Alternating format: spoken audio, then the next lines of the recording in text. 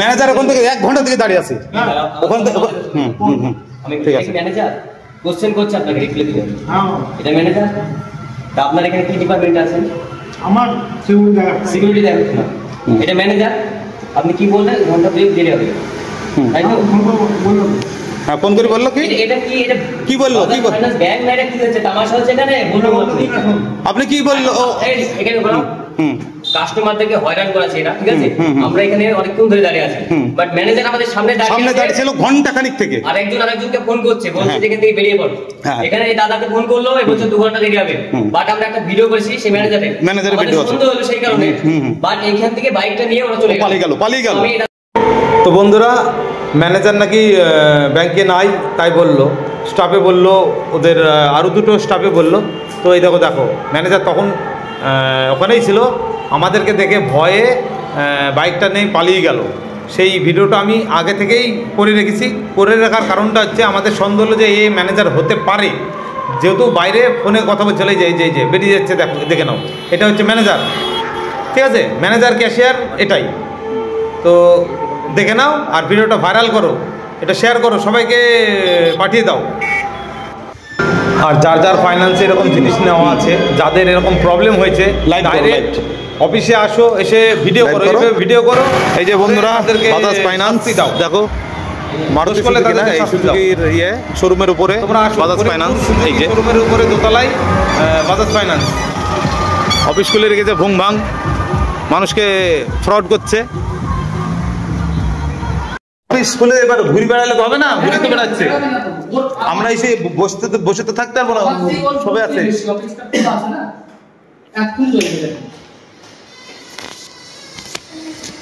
ম্যানেজারও নাই,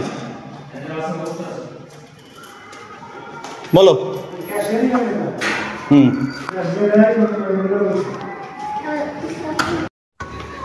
তো ভিডিওটা করা থাকলে এখানে তো কেউ নাই, সব পালিয়ে গেছে।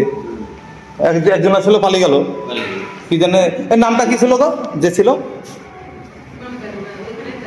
আছে নিচে আছে নাই, চলে গেছে। এই যে বন্ধুরা বাজাজ ফাইন্যান্সের অফিস এটা, তাই তো? বাজাজ ফাইন্যান্স। তো বলো, তুমি বলো বেটা বলো। তো বলতে গেলে আমার এই দাদাটা ফাইন্যান্স থেকে 2টো জিনিস নিয়েছিল, বাট তার এনওসি এখানে পুরো কমপ্লিট আছে, ঠিক আছে? এটা কয় তারিখ তাও বলছি আমি, 30/1/2025 কমপ্লিট হয়ে গেছে, বাট এনওসি দেওয়ার পরেও তার ফাইন কাটছে কীভাবে দেখুন। সব এখনও দেখাতে পাচ্ছি না, যেগুলো আছে দেখাচ্ছে আপনাদেরকে। দেখেন 4/2/25-এ 350 টাকা, তারপরে 4/2/25 আবার 354 টাকা, তারপরে কত 4/3/2025 আবার এখানে 300 টাকা। তো আপনারা দেখেন, দেখুন পুরো ডকুমেন্টসটা কীভাবে। তো এইভাবে মোটামুটি না হলেও 20 থেকে 30 বার কেটেছে টাকা।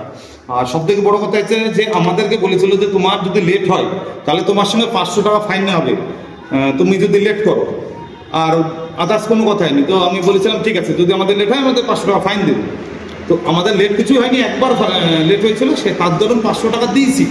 দেওয়ার পরেও ব্যাংক থেকে মোটামুটি মানে প্রত্যেক মাসে 3 বার, কোনো মাসে 5 বার, কোনো মাসে 2 বার এইভাবে ফাইন 354 টাকা করে কাটছে।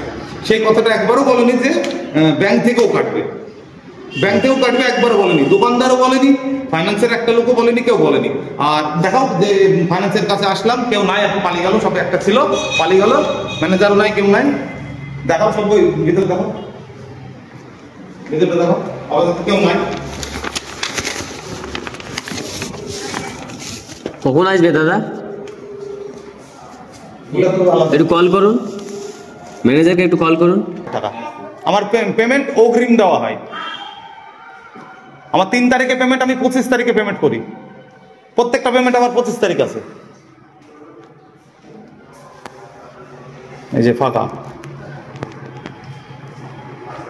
এর আগে ওইখানে বসছিল না, সেই দিল না ডকুমেন্টস, ওই